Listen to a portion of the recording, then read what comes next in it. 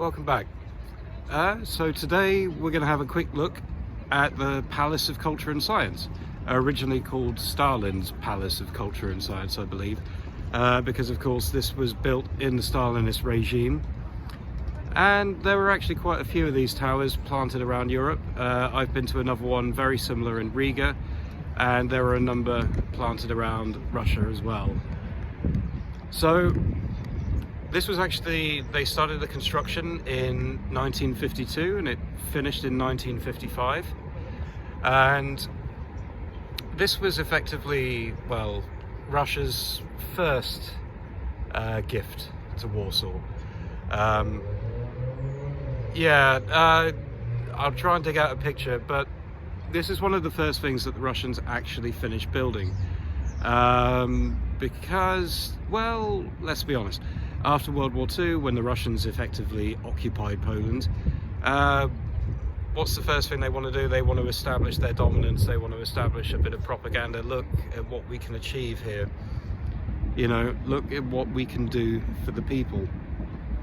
Now, this picture that I hope to drag out also shows that everything surrounding this tower is in ruins still. So all of the housing, all of the accommodation, all of the important buildings, they're all still destroyed. So you can see where the kind of priorities lay.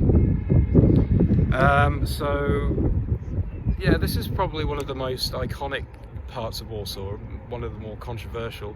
Various leaders have talked about tearing it down, but then they're like, well, it would cost so much, and then it's like, well, it's become an image of the city. They're talking about cleaning it because this was originally white.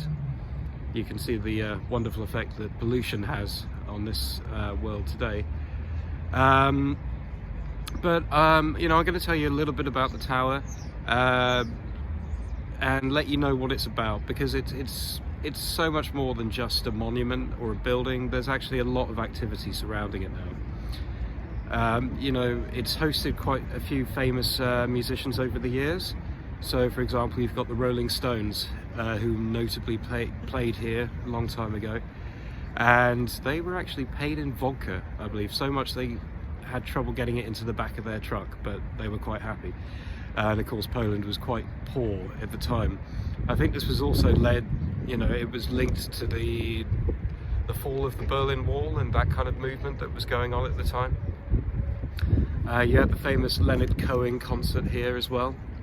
So it's had quite a few historic events, and there's actually a lot.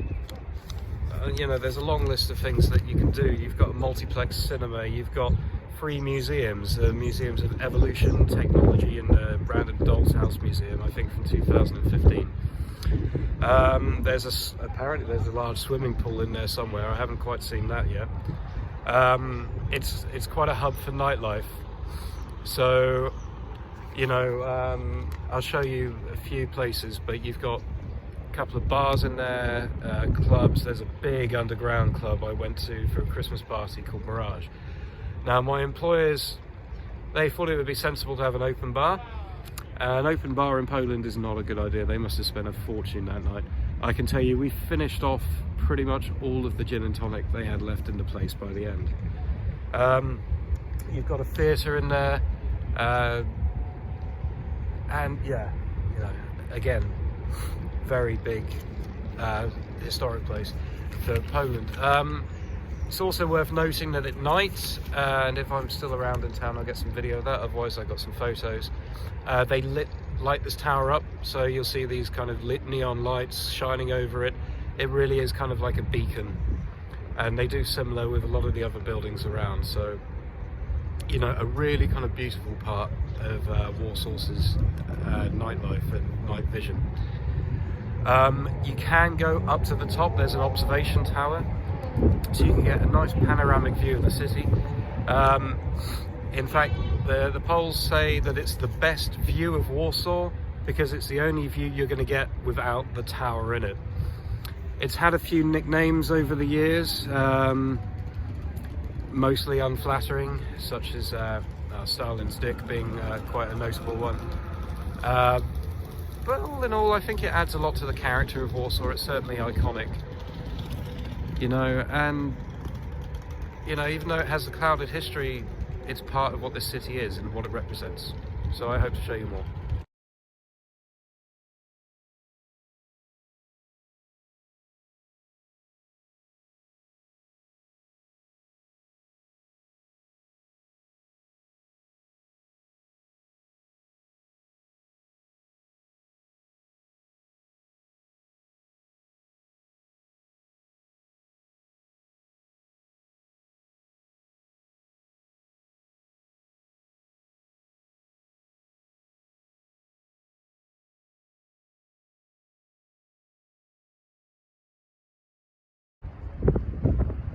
So this is the main entrance.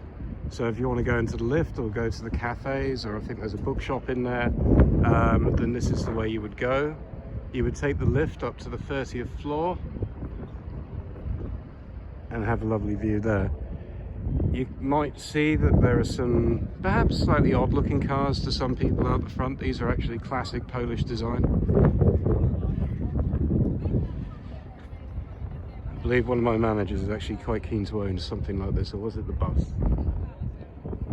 Well, we'll see what he ends up buying. So in there you've got basically a bar, turns into a bit of a club at night time. And here again you have the theatre, but again also lots of entertainment in the evening. But let's take a little bit of a look inside, shall we?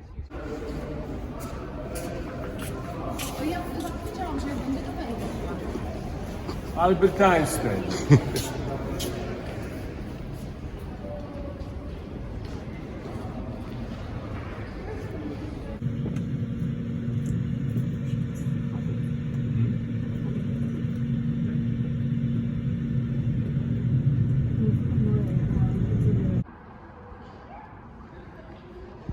So now we're up in the observation tower,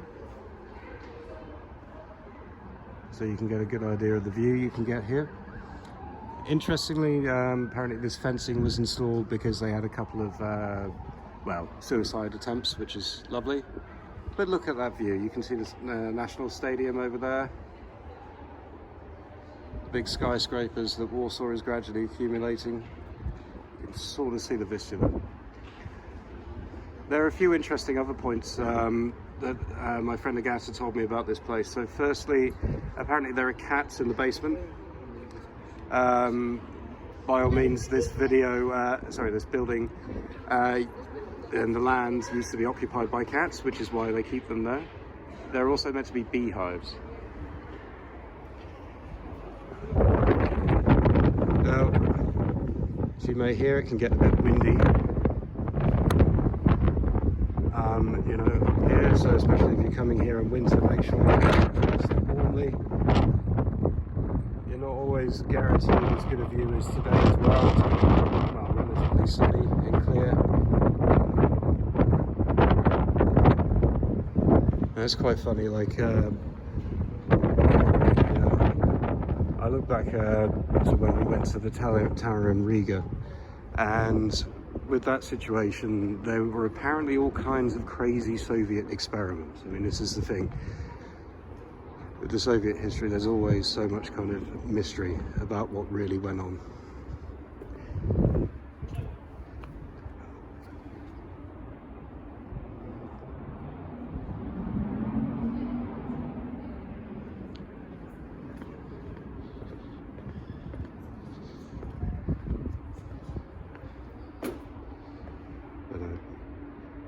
You really get a sense of just how modern Warsaw is. You know, it could be a model you're looking at from here. It's incredible.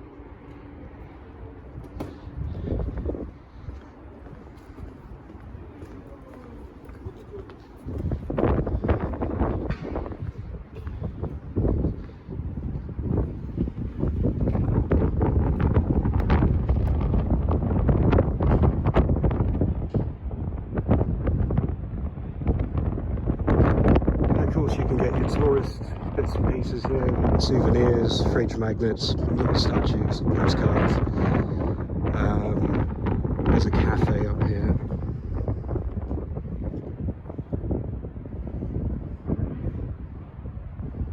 good idea to the views you can get from here.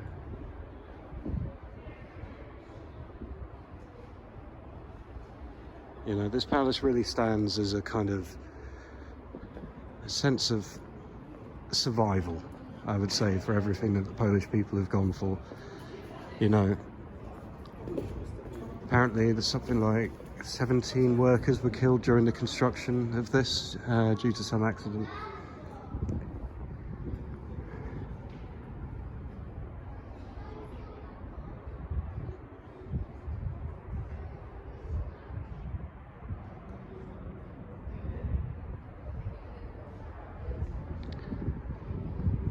Okay,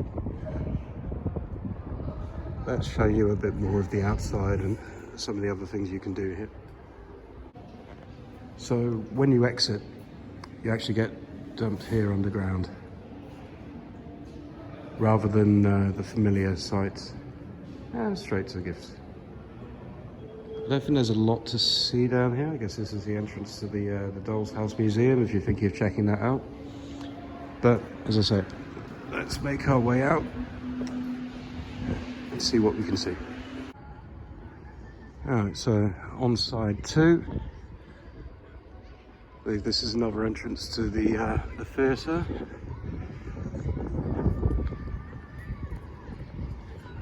As you can see, another one of the random ice rinks that they put up around the city.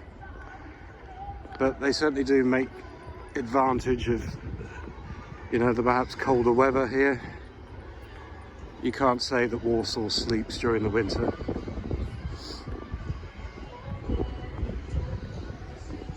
So this is the Museum of Evolution.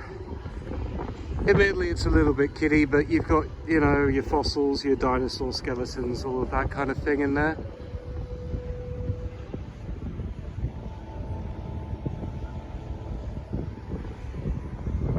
So let's pick another side. Now, I will admit I don't know what every entranceway, every part of this building necessarily is. Again, like most people, I just see this impressively. You can see this tower from pretty much everywhere in Warsaw, it's true. And I forgot to mention, if you do choose to go up to the observation deck, it will cost you about 20-25 zloty. And, you know, the weather's nice, so I would recommend it.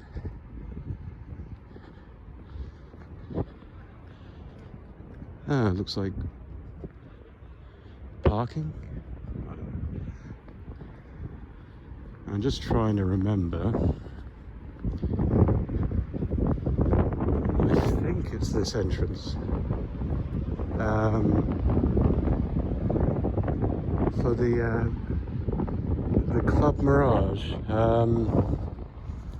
It's definitely around here somewhere.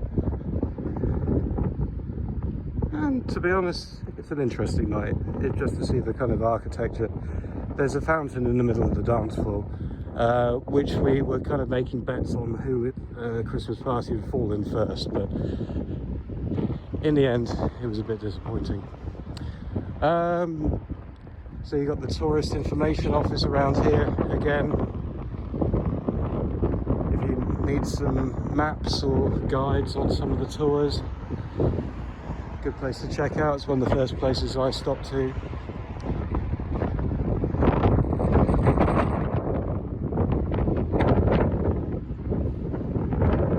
That's Club Mirage. Good Christmas party. Surprising from our office as of late. Okay. Just have one final side to show you, and then this should be it.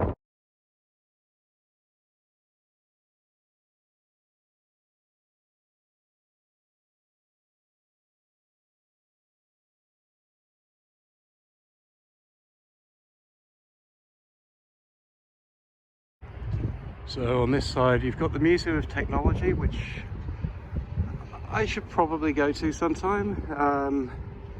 Wish I could give a review of that, but I'm sure it's great. Go and see it. If you've been there maybe shout in the comments, let me know what you think. But I think what people will know this side for a little bit more is the theatre. So naturally this will be one of the oldest theatres in Warsaw, one of the oldest cinemas rather, and it's still in popular use today. One thing to note about Polish cinemas is they will often give you 2 showings for a film, one dubbed into Polish, one in the original language with Polish subtitles. So be careful if you're going to the cinema, make sure you pick the right one, unless you fancy trying to learn a bit of Polish as you go.